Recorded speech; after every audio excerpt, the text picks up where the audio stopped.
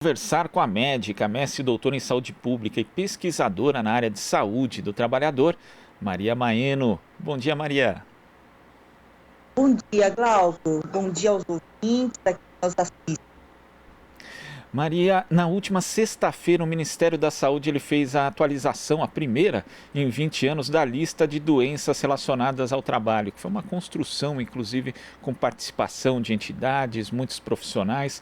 Só que, numa edição posterior do Diário Oficial da União, houve a revogação dessa portaria e a inclusão de outra tratando do mesmo tema. O que mudou de uma portaria para outra, Maria? E também queria que você falasse a respeito da questão relacionada à Covid-19.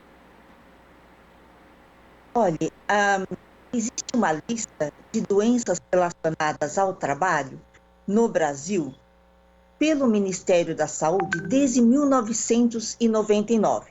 E essa lista coincide com uma lista que é da Previdência Social. Portanto, nós temos duas listas de doenças relacionadas ao trabalho que no fundo tem o mesmo conteúdo desde 1999, um da Previdência Social e outro do Ministério da Saúde. O Ministério da Saúde resolveu, porque faz parte da sua atribuição pela Lei 8080, faz parte da sua atribuição revisar essa lista, atualizando, né? Então, iniciou um processo, já faz mais de um ano, quase 2 anos, começou um processo com participação de muita gente, de universidades, de serviços, de segmentos sociais, né? E elaborou uma lista simplesmente atualizando, cumprindo o seu papel. E aí, essa lista atualizada, colocada em consulta pública, seguiu todos os trâmites, todos os rituais, né, que são previstos, inclusive com consulta pública. E essa lista foi publicada, então, no dia 2 de setembro, pela Portaria 2309. E estávamos todos bastante satisfeitos com a publicação dessa lista, porque atualiza para os tempos atuais, né? Incluindo até a Covid como uma doença relacionada ao trabalho, na lista de doenças relacionadas ao trabalho pelo Ministério da Saúde.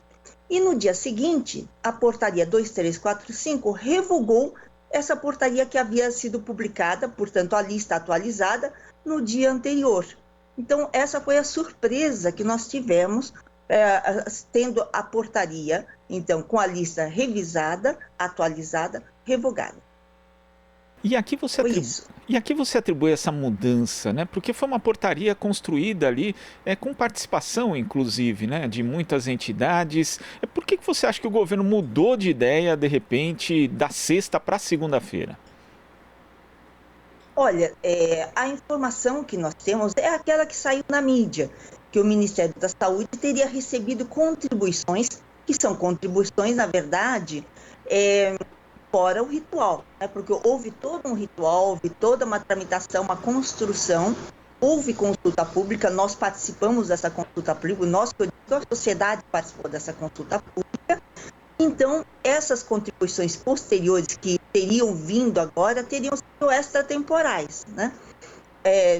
Vários de nós tínhamos até nos lembrado, puxa, nós esquecemos de tal doença ou tal doença, mas vamos esperar um outro momento para participarmos novamente de um outro processo de revisão. Então, a informação que nós recebemos do Ministério da Saúde e a mídia é que eles teriam recebido outras contribuições, então, e que eles publicariam novamente a portaria. Mas até o momento, que eu saiba, não foi publicado novamente outra.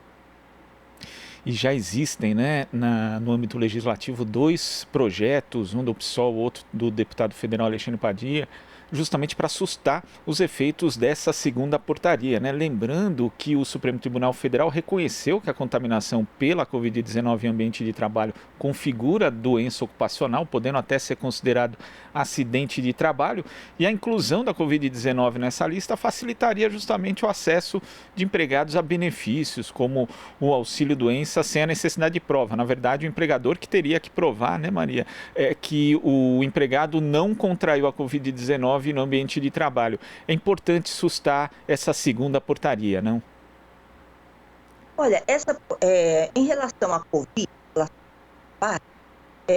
muito bem, o Supremo Tribunal Federal havia já dado entendimento, por ocasião da medida provisória 927, que dizia que a Covid não era doença ocupacional, quer dizer, determinava que não era doença ocupacional, essa medida provisória até perdeu a validade depois. Mas mesmo antes de perder a validade, o Supremo Tribunal Federal disse o seguinte: olha, a Covid pode ser, sim, relacionada ao trabalho.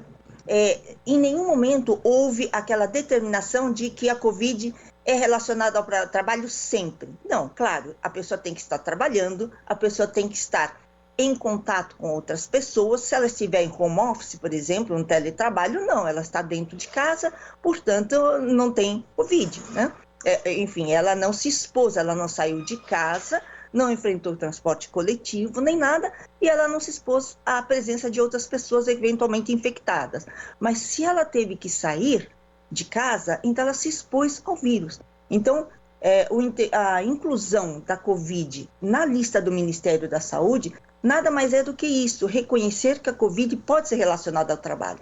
E é bom lembrar que o próprio Ministério da Saúde tem um protocolo de como investigar a Covid relacionada ao trabalho. Existe um protocolo publicado agora em agosto, que está em vigência, em vigor, né?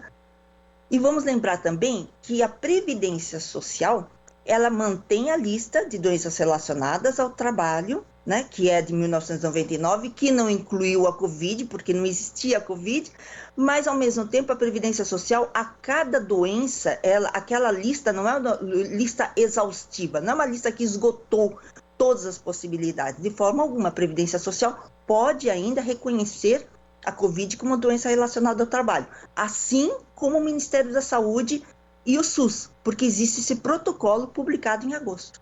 É bom que se diga isso, porque a revogação da lista não quer dizer que a Covid não deva ser relacionada ao trabalho. Pelo contrário, pode ser reconhecida sim, mesmo agora.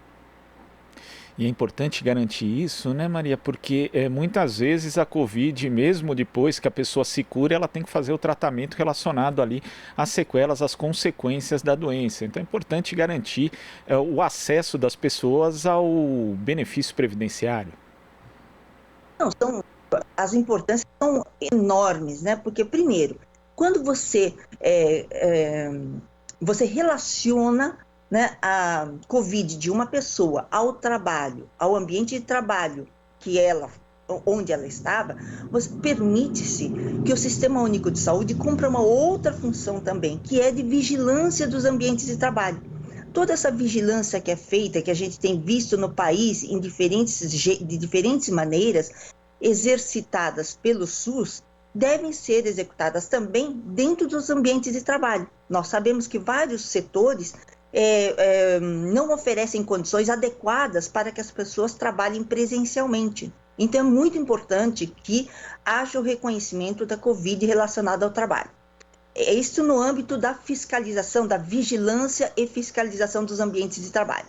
Do ponto de vista da Previdência Social, é muito importante, porque há uma diferença. Se a pessoa precisa de mais de 15 dias de afastamento, e somente nesses casos, ela tem direito ao auxílio-doença, que pode ser acidentário ou não. Se for acidentário, não tem carência, recolhe-se o fundo de garantia durante o tempo de afastamento e tem estabilidade também de 1 ano depois do retorno ao trabalho. Se for auxílio-doença comum, não tem esses direitos, então é muito importante para o trabalhador. Essa diferença é fundamental. Maria, queria agradecer aqui a sua participação no Jornal Brasil Atual e até a próxima. Muito obrigada, então, Glauco, pela oportunidade e obrigada a todos os ouvintes. Nós conversamos aqui com a médica, mestre e doutora em saúde pública pela USP, pesquisadora na área de saúde do trabalhador, Maria Maeno. Aqui você ouve as notícias que os outros não dão. Jornal Brasil Atual.